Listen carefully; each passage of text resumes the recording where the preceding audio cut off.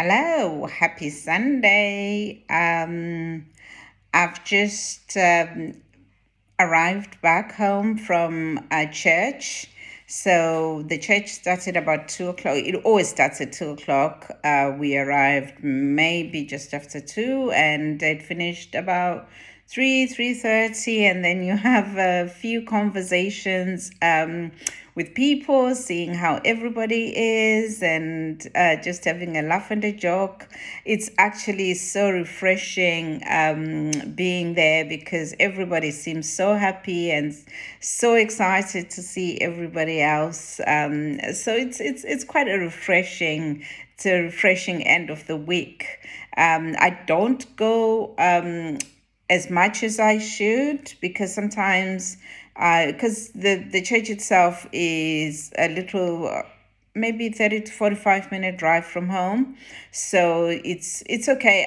I do occasionally go like once a month. I think I try to make it once a month, which is really good. I do have my own church that's near me, which I also only probably go twice a month. That's like in the morning. So just for an hour between ten to 11. I am not one person who religiously goes to church every weekend, but I do try at least to go to church twice a week, so which is quite good. It's just a nice environment where you're just seeing people. You are having a very light-hearted conversation. It's not, there's nothing deep, nothing. It's all just people trying to wish you well, people trying to be nice to you, just general people always being nice and positive. So that's why it's a refreshing, like I said, end of the week. I remember before I tried to go. Oh my God, that was an experience. So I've been to a couple of churches. I remember when I lived in London. So there was this church. It was like a Nigerian-led church, which was near where we lived. And I thought, oh, this is good. You just walk down, and 5 minutes down the road, it was like very Pentecostal, very good. Loads of people, loads of ladies, all dressed up really nice. It looked really nice, and everything was really nice. And then on our first day, got there, and then obviously they always ask you, how when you go to church, to say, are there any visitors?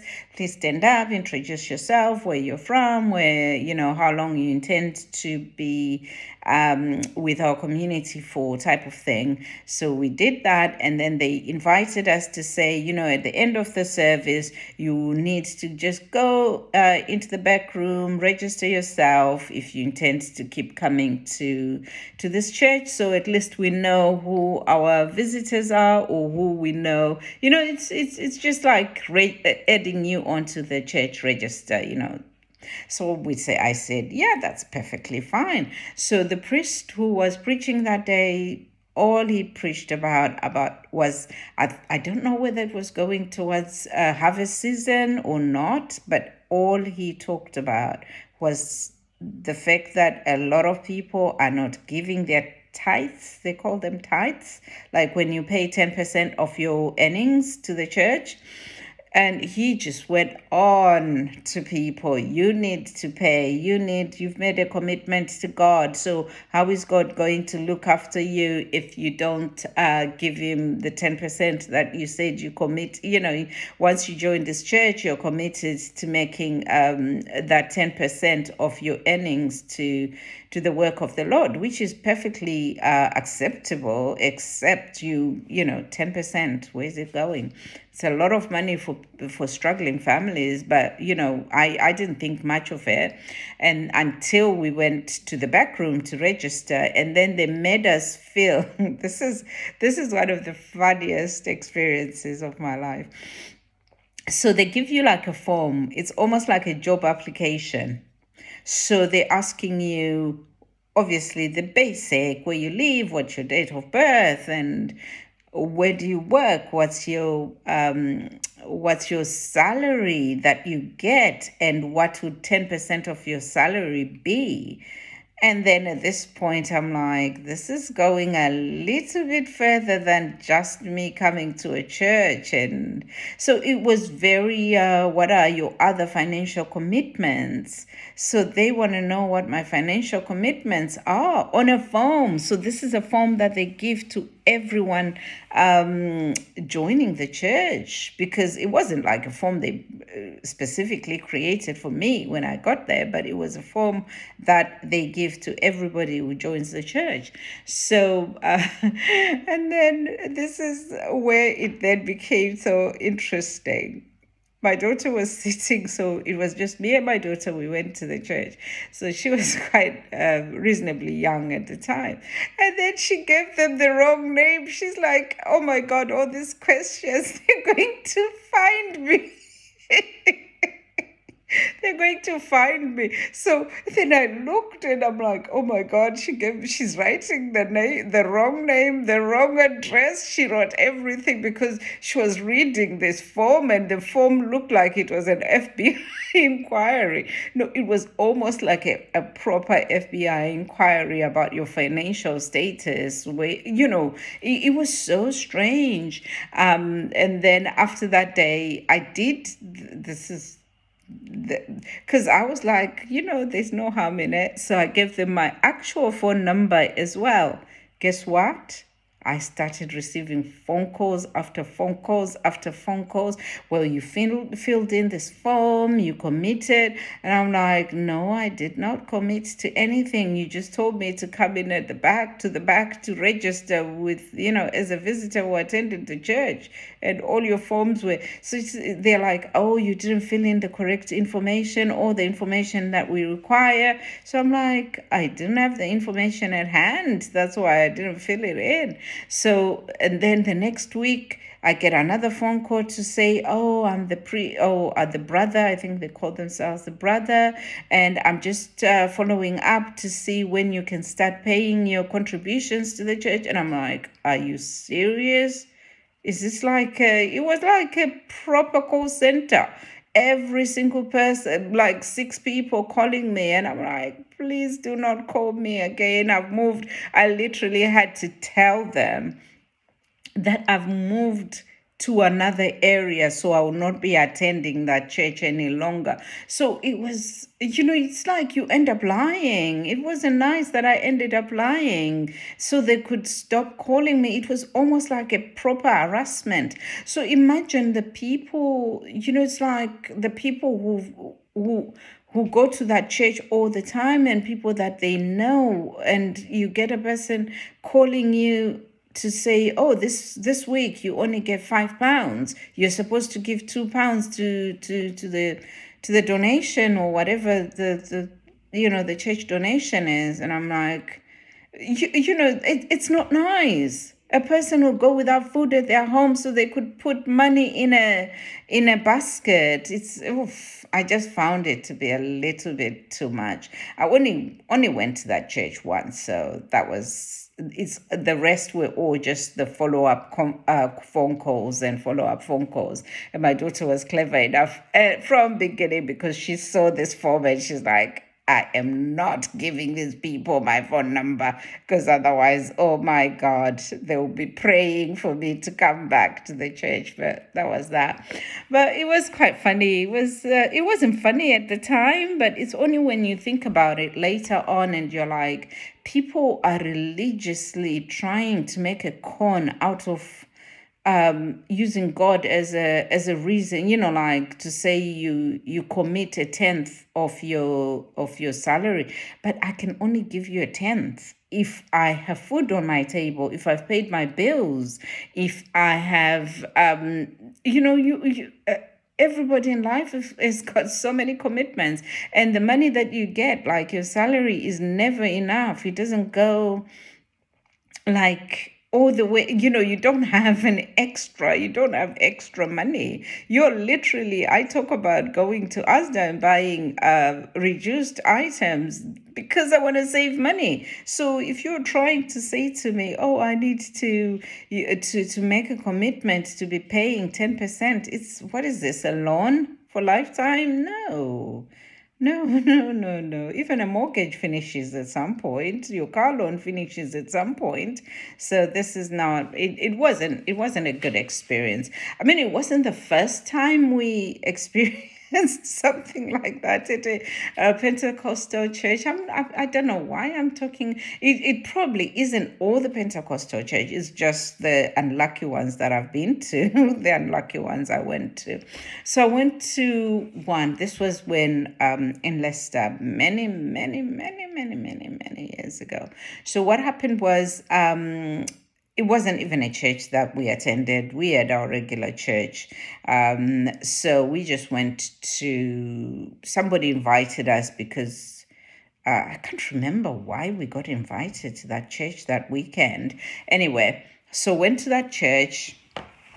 And then the first thing, the priest, I don't know, the priest, let's call him a priest. I don't know whether you call him a priest or whoever the preacher was.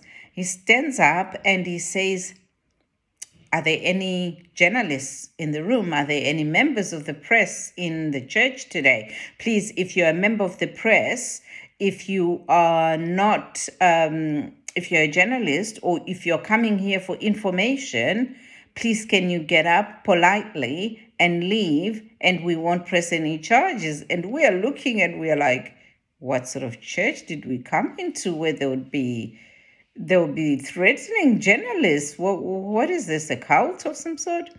Anyway, so the reason why he was kind of like saying this was because a couple of days previously, there was in the press, I think it's called the Leicester Herald. I can't remember the name of the newspaper. There was in the press about one of their community leaders in the church who had maybe taken he was ill, was taken to hospital, and then he could have either taken some medication that made him delirious, or he was having some sort of reaction to the medication and he was seeing things that were probably not there.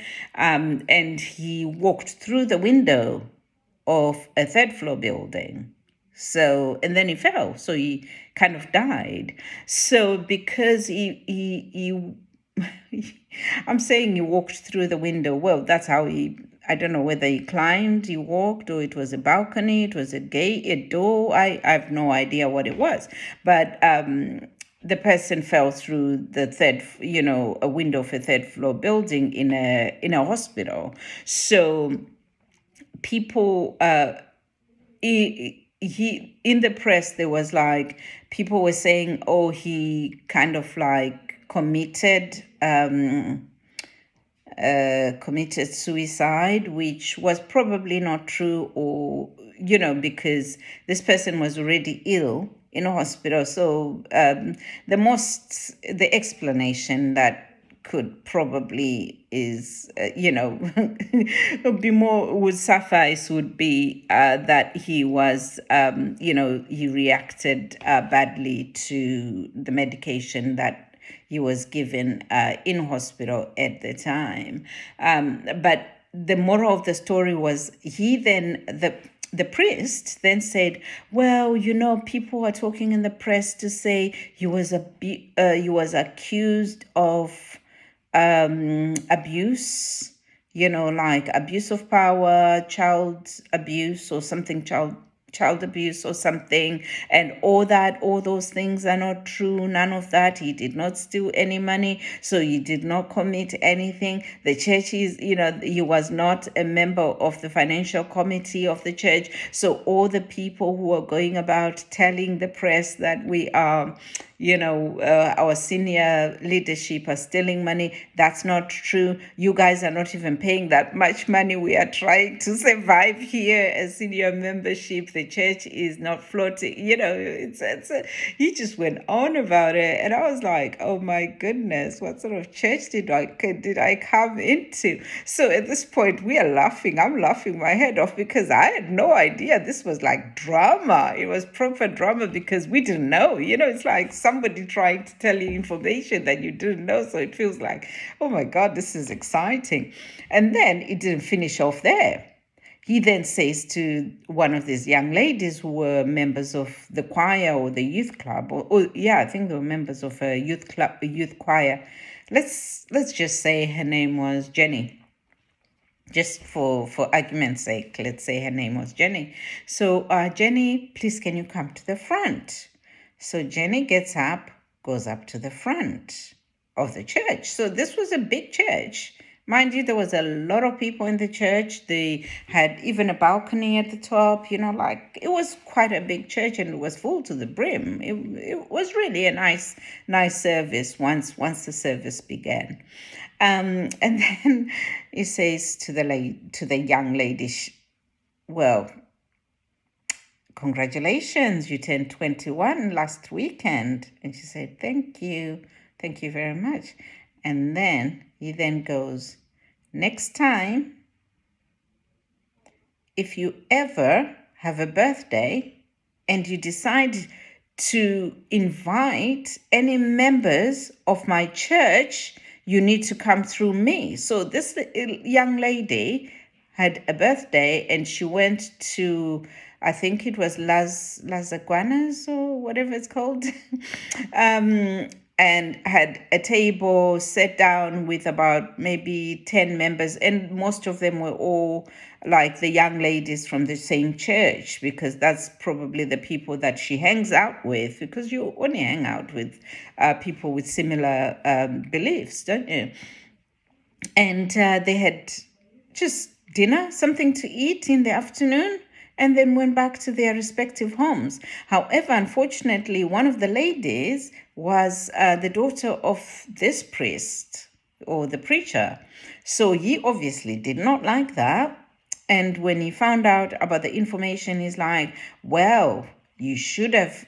So this is a preacher, an older man in his 50s or 60s, standing, and there's a 21-year-old who's just turned 21 in front, belittling her to say, well, I am the preacher in this church. I'm the leader of these people. These people, you only met these people because of me. They come here to see me. They're not coming here to be friends with you. So if you ever want to have a birthday, if anybody in the congregation decides that you've got a function that you want to have, you need to run all the details by me, and you need to tell me who in my church you're going to invite, and then I'll give you my permission to invite the people. Otherwise, you do not have a function, or if you're going to have a function with only the people from your own, like people who have nothing to do with my church. I do not want to. And I was like,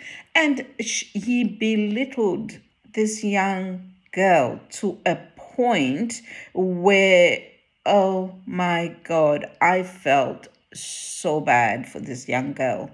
It's like I would have walked out and never come back. Obviously she was young. I hope to God that she never came back to that church, because there's no way somebody can belittle you that much in front of such a huge congregation. And it was a grown man, a priest, so to speak, a grown man saying such things to a young girl.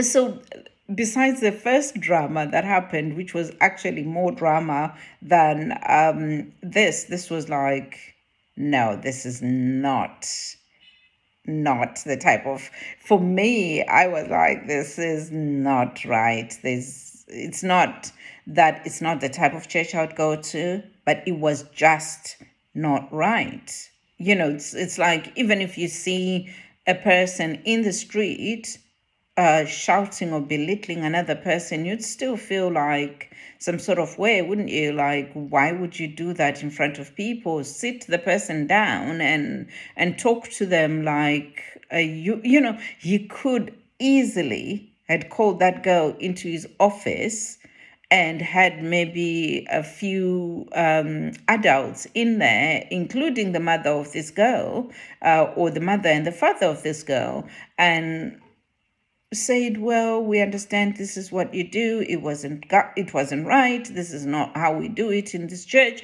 So going forward, please don't do it again. But don't belittle a person who was just trying to 1021 and enjoy her life. It was so bad. But I hope, I hope to God that she didn't feel, because I'm 100% sure that would give her some sort of post-traumatic stress disorder. Just thinking of that experience, everybody's staring at her. I would have melted. I don't know how she managed to stand through. And then after that, he then asked her to apologize to the whole congregation and say she'll never do it again. It was almost like beating somebody up with a stick. It was not right. There was just something not right about it. But regardless of that, I kind of enjoyed the singing. The singing was nice. There was a lot of singing, a lot of cheering, a lot of, all Pentecostal kind of music, and very upbeat, very, something that you actually come out and you're in very high spirits. But it was just all that, the church itself, or the rest of the singing, the preaching, whatever, it did not stay with me because of the experience, of the drama that unfolded before. So everything else was like I was already shut off. Even if it was like a church that I had decided that, oh, maybe I should start considering going to it at some point, but that was no. After that, you are like, I can't wait for this service to finish, so I do not. And this is even the funny thing that happened when they were bringing the plate round. Everybody, apparently, you collect like an envelope or something at the door, and you put your name on it, on the envelope. Usually when you go to a regular church, the plate comes round and you just put your money in. You don't have to say who put that £5 or who put that £2 or the coin in there. No. So in this particular church, you had to get like an envelope, a little envelope, put your name and how much you put on it, and whether it was a contribution towards the Sunday offering, or how much of it was a contribution towards the Sunday offering, or how much was it towards your tithe. So obviously they have an accounting department. They probably have a proper accounting system that goes on to see how much money they've made that week. But I just decided. I took the envelope and closed the envelope and put the envelope with nothing on it, without my name on it, because at that point, I just, sometimes you go back, you look back at life, and you're thinking to yourself, how did I even end up in a position where I got myself in that church and end up having to like not put anything just because I didn't agree with something that the person said or the preacher did. Even if I would have wanted to contribute even £1, £2, whatever money that I would have wanted to contribute, but I felt that it was not right for me to contribute to it. So I didn't. That's that is my tale of going to church, and but it's a good thing these days. people don't have to put money in through. You can transfer money via bank transfer and all that. So it's all good. It's all good. But regardless of that, I had a good Sunday and I had a good day. So just getting ready to have some food and get ready for Monday morning. Happy Sunday.